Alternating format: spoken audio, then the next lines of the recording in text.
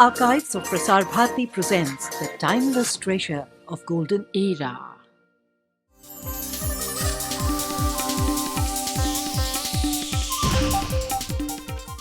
Hello and welcome to my series of conversations with men and women whose ideas, vision and philosophy define our contemporary world. My guest today is a quintessential embodiment of the artistic sensibility. She has helped India understand itself and present its heritage and culture to the world. Her sensibility manifests itself in a myriad ways as a dancer, an activist, a writer, an environmentalist, a humanist, and so I could go on. A remarkable woman whose work on stage has spanned more than 80 years. I'm delighted to welcome Mrinalini Sarabhai. And I have to say, Mrinalini, that when I was sort of doing this introduction and what I did was a second take, the first time you just made me very nervous. You have been on stage and performing for 8 decades, and I'm sorry to sort of by implication suggest your age. That's very wrong of you, I must say. I really apologize. But tell me, for this sense of timelessness that sort of is encompassed by such a deep, ingrained artistic sensibility, when people talk about you, they say there's no dividing line between Mrinalini's sort of being an artist and her everyday life. What is this artistic sensibility? No, I think it's exactly how you express yourself. If you're a writer, you express through writing, you express through the television. So I think for me, everything I need to express, I do it in the way that I like to. Now, for instance, dance, of course, is my main, and movement, I think I've always liked to express through movement, which is through classical dance and also creative work. But I also write a lot and read a lot. My favorite thing is to buy books and read and enjoy it so much. I love poetry. So there's so many landscapes of life. And in each landscape, one finds something different to inspire. And I suddenly am talking about Bharatnatyam, and I remember my childhood and Wordsworth, or I'm talking about reincarnation, and I remember somebody's poem, which is completely British, because we had an upbringing that encompassed many religions, and to me, everything had a kind of inspiration. Mm-hmm. So you have this underlying artistic sensibility, but it's also driven enormously by passion, a feeling for causes. It goes far beyond merely self-expression or expressing your inner processes and communicating to that world. You're also using art in a very sort of concrete social way, a manner to initiate, catalyze change about things that you feel strongly about. Yes, because I think, people think dance should only be beauty and love and so on. And of course, mainly in Bharatnatyam, it's Shringar and love for God. But love for God means love for the human being. And when you look around us, we live in a world so full of violence, so full of ugliness in some ways. And whereas you can pick a flower and see the beauty of a flower, at the same time you see a poor child who has nothing to eat just next to that flower. And this is the contrast I try to bring out in my work, because one must see both sides of the mirror of the world. And Abhinaya Darpanam is our textbook, which says it is a mirror of life. And if you want to show the proper mirror, you don't show only beauty. You show also the suffering of humanity, the cruelty that's happening so much in our world. And I look around today and I can't sit in a room and say, oh, all is well, the world is at peace. It's not. But in a sense, you're not just showing it, you're also seeking and working so hard to change it. Of course. And that is the duty of an artist, because as they say, art should mirror life, and at the same time, people must recognize in that and say, what can I do to help it? And I think that is very, very important today, especially. I think artists have a greater responsibility today than in the old days, where the world was much smaller, you only knew your town, and you lived in a village, but now you have the whole world looking at you. And to me, I'm really passionate about such things. There's no other word for it. I mean, whenever I see something, I want to mirror it first within me and then without. But tell me, in what ways is art uniquely and specially equipped to catalyze change? You know, you have done a whole range of things. From in your Darpana Center, you have set up a center for non-violence, using arts to cultivate non-violence. You know, 30 years ago, you were doing dance, taking it out to the villages and working with folk forms to eliminate dowry. You've really taken art out into the world and said, how can I use it to change people's perspectives and change people's visions? So in what ways is art uniquely equipped to do that? I think art is more, because art is movement and life is movement. And so when I stretch out my hand, it's already telling you a story. I don't have to say anything to. The way I stretch out my hand, whether in anger or I say come, it changes from shringar to something else. So every movement, every finger, every kind of posture that you take speaks so vividly to people. And I think that is where art is so, like a painting, for instance. A painting, of course, after it is done is static. But even then, when you look at a painting, you see Michelangelo or Hussein or anybody, in the very stroke of their brush, there is a movement. And movement may be still on your wall, but it does something to you within. So you can imagine what a living movement does. So even when I did dowry deaths, and I've done many things on women's problems, when you see it in front of your eyes, you forget that there are dancers doing it. It's the reality that really comes to you. And I think that touches the heart much more than my saying, oh, it's not good to have dowry deaths, or a speech that, we must be very careful. Till you see it, you don't realize. To what degree is your art in some ways circumscribed by ideology?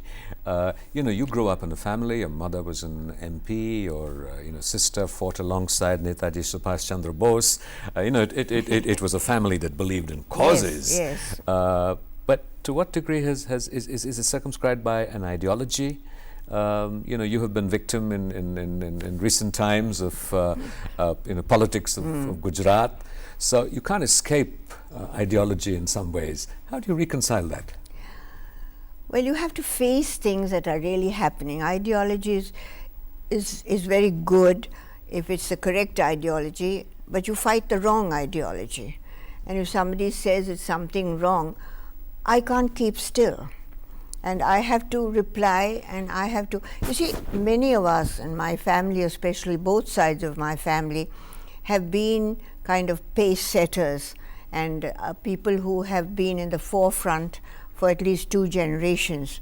My daughter is another one now, my sister Lakshmi, as you said, my mother Mrinalini Sarabhai, my sister-in-law. These have all been women with tremendous passion for peace, passion for justice, passion for people who have not got the opportunities that perhaps we had. So if we don't take responsibility for them, who will? So we have to fight for our sisters, for our brothers in distress, for children. And if I know how to fight through dance, I do. Somebody else may fight with. I was never one to go into big processions and so on. But in my own way, through my writing and through my dancing and through a little bit of acting, I've tried to show a mirror of what is really sadly happening in the world today. Instead of progress, which we ought to have, how old is the earth? And by now we should have learned to live in peace, surely. But we haven't. You were talking about using dance to fight. Certainly in the early years of your work, you said that it's Bharatnatyam that moves you the most and is your sort of your basic tenet as a dancer. But you practiced Mohiniattam, you went into Kathakali, a whole range of art forms. And then you decided that you wanted to extend their boundaries and you began to innovate with them.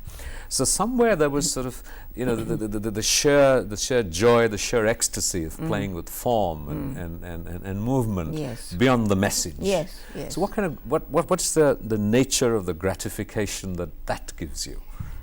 I think sometimes, you know, when you dance, your body speaks to you.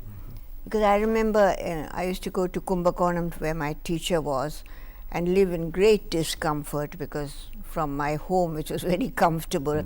In fact, my mother used to scold me and say, why do you want to go and live in a village? And some of our villages are not very comfortable. But the passion for dancing and for studying. And sometimes, you know, while I was dancing, and the guru was a great guru, Meenakshi Sundaram Pillai was one of the greatest gurus of Bharatnatyam. And I'd say to him, I don't like that movement. And you know, once I will tell you something very strange that happened. I was doing a movement and I said to him, Tata, we used to call him Tata, Tata, I don't like that movement. So afterwards he laughed and he said, you come here and sit by me. He said, you know, actually that's not Bharatanatyam. I saw a film and took it from a film. But think of the greatness of the man to tell a kid, because I was after all only just as you, but he had the courage to tell me that you're right. And he asked me, how did you know that? Why did you think? I said, something in my body spoke to me and I didn't like that movement. So to what degree does, you know, popular culture, that's obviously something that came in from popular culture, as opposed to classical, that is, you know, evolved over centuries and which feels comfortable and natural, and yet you have worked so hard to expand those boundaries. What prompted that? I think from the classical, which is after all must have been new sometime thousands of years ago, but there's certain things that you feel are right. It's like your behavior, or it's like a word when you write a book and you think that word is not quite correct. What is English literature or Hindi literature? The writers pick up the words and probably you'll see lots of scratches. I remember seeing Rabindranath Tagore's manuscripts. I used to be very interested, and if you see, so many words are done, sort of underlined and scratched out. That's how his painting began, because he used to scratch out and make little designs over them, and then suddenly it became a painting, today very valuable for all of us. So it's like that. I think it's, oh, you should know you are doing television. It's a feel of something, and the feel of whether a right angle. For instance, if I were the director today, I'd say, please don't take my profile. I don't like it. I hope the sort of our producers listening. It's like that. It's an instinct. But tell me, you said this aspect of you know, scratching out, as Tagore was able to do in a script. But you know, you go out there on stage and you perform. You can't scratch anything out. Right. Quite right. And what happens when you just say, oops, I did that wrong? I quickly hide it. I hide it between some beautiful movement immediately after. But it's very interesting because I was presiding at an architectural conference, and I said, you know, I do a movement like this, and if you don't like it, I can always push it away. But you build buildings like this, and nothing can do to push them away if I don't like them. Isn't that true? So it just gets frozen. Yes, frozen. Whereas the movement, you can always say, Mrinalini, I didn't like that movement. Can't you change it into something else? But with a building, and I'm sorry to say, many buildings disappoint me nowadays. You've been, you know, you alluded to this earlier in our conversation about your, you know, your great passion for the environment, and that, you know, sort of despite whatever thousands of years of man being on Earth, we haven't learned to live with our Earth. You have been campaigning on several environment issues. Yes. What do you think is causes, you know, it makes us so insensitive to our environment? And I ask this question to someone who has such an acute sensibility and is sensitive to one's environment. I think it's greed. Greed for wood, greed for space. It's really a kind of greed, because I'm not blaming the poor woodcutter who probably lives on wood and goes to the forest as in the old days where he takes wood and sells it. I'm not talking about that. But when forests are razed, when tigers are killed, when animals are disappearing, what else is it but greed? Greed for what? For money. And does it really, that money, when you've killed a tree, does it really give you satisfaction? You know, the whole Chipko movement, where I think 250 women were killed. Why? Because the Maharaja wanted furniture. I mean, it's beyond my comprehension how you see a beautiful tree and you can think of just cutting it down. Tell me, do you have faith in human nature? The fundamental goodness of human nature, in a sense, because much of what you're fighting against, you're struggling against, has to do with the sort of the grossest expressions and manifestations of human nature. The sort of gross insensitivity, the violence and the terrible carnage in Gujarat, so much that's happening around us, issues of the environment. We ordinarily associate art as being something pure and clean and wonderful. Do you think that human nature is fundamentally good? No. I think there are good people and there are people who are not so good, because I find, in the old days we used to say he's not educated and therefore, he doesn't know. And we used to make excuses for humanity, saying that, they're not educated to our level of, ours meaning a certain level of education. But that is not so anymore. I believe in the human being, but I don't think all human beings have a sensibility of what is honesty, what is goodness, what is beauty. Do you need to be a good human being to be a great artist? Not necessarily at all. Some great artists are not good human beings, but they're able to supersede that with art, and I think that is, I've heard written books, I've read books about Picasso and so on. I don't think they were gentle human beings. There was a passion in him and a wonderful artist, but if you looked at him as Mr. Picasso next door, he was not quite perhaps the gentleman you would like to, associate with very closely. But then there's but that is forgiven because he's given the world such a marvelous legacy. I don't know whether it is upbringing, but I've known people who have been brought up so well, also not understanding what nature is, what gentleness is. So I can't say that when I talk to the children, I always say I believe in the inherent goodness of man and woman, but I'm not so sure anymore. We were talking about the inherent goodness of human beings, and you quoted the example of Picasso. Does that sensibility change between sort of East and West, where perhaps our traditions have been sort of more rooted in the sacred?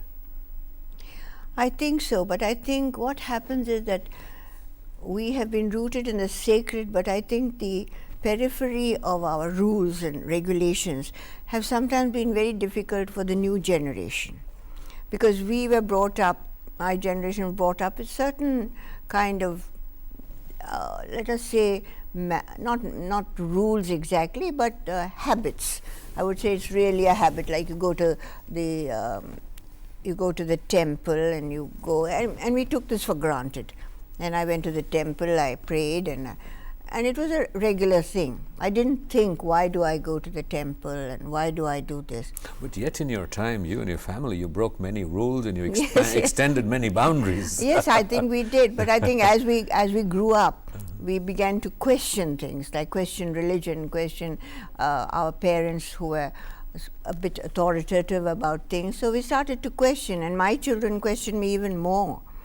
I mean, I have children who themselves are thinking people and who have gone on to new paths. And I've often had this argument with my children, and I say that I don't think this should be done, and they say, why? And often I find I have no answer.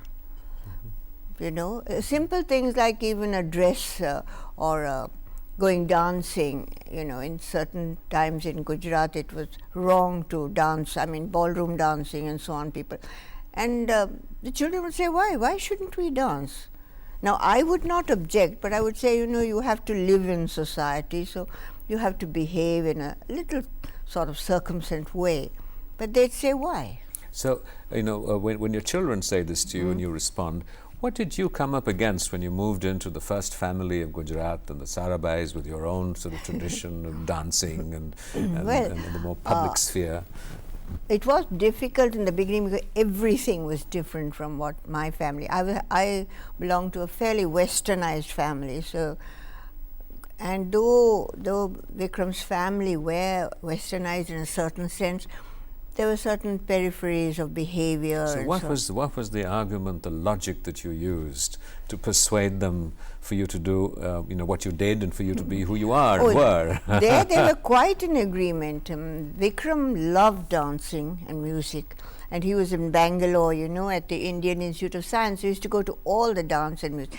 And I think when he saw me dancing, he really was attracted, because he felt that I was very sincere in whatever I did. And he was one of those people who also looked at the integrity of a person. And they loved my dancing. So they were that way a very open family. But I found around the Gujarati society, they said, you know, Vikram's married a dancing girl from the south. And so that I had to break quite a lot. And my father-in-law helped me a great deal, because he would come and sit in my performances to show his approval. And then when I said that dancing is a service to God, and I usually was doing Bharatnatyam, which was all like a prayer, and so then people slowly began. And I always say that my whole autobiography can be in two ways. Can I show it to you? Yes, please. The first was, ooh, dancing girl come to Gujarat, and today, Amma Namaskar. That's it, and that's what happened. Tell me that, you know, so this career of 8 decades on stage, in what ways has technology, has the external world changed the way that you go on stage and perform? So not just your inner impulses and the evolution of your art, but the external environment has changed so much. Yes, because I mean, now today you have much more equipment, like what my daughter Malika does with lighting, with video projection, with sound. It's a whole new world, but I think it's all very beautiful because it emphasizes everything so much. And we have a small theater in Ahmedabad, and we experiment a lot with all sorts of projections and video and sound and light and all that we didn't have. But do you think that somehow that diminishes the core of the dancer in you that communicated through your body and movement and being? No, I don't think so. I think it's very helpful, because the main thing is the dance, you see, and it's around like flowering around it, and I don't think it diminishes at all. I think on contrary, it helps a great deal, because it also clarifies things more to the audience, which we couldn't do in the old days. So to what degree do you think that art and your work it needs this process of clarification, verbalizing, explanation, critiquing? Are you sometimes frustrated that you're into this sort of this wonderful ecstatic process of communication, and then someone wants to talk about it? No, I'm not. I think I like that, because I like challenges, and I like it when someone asks me, because in the beginning when I did new things, people would come and ask me, why did you do that? That's not a subject for dance. And I'd say, why not? And as I said, repeat again, they always say dance is a mirror. All right, mirror doesn't have only beautiful images, it has all kinds. So when people question me or argue, I always, in a way, enjoy it, because it's a challenge. And I like challenges.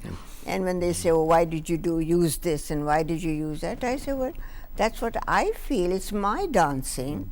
And whatever it is, you go around the circle, but it comes back to you. It's my presentation. You know, earlier on in the conversation, you spoke about reincarnation. Do you believe in reincarnation? Oh yes, fully, fully, because I know that I myself knew I was a dancer when I was 3 years old, and there was no dancing in my family at all. Nobody was either interested in dancing or even music. I mean, you know, it wasn't that a lot of South Indian families, most of them are musical, but my family was not. They were into politics, and my father believed in a very westernized situation. We ate at table and we were very British in that sense of the word. So really speaking, I believe in it. Tell me, this belief in reincarnation obviously changes your perspective of time. You know, it's not just this lifetime, there's continuity, there was a previous lifetime, there is this one, and there will be the next one. What does that do to you? I think it makes you a kind of a better person.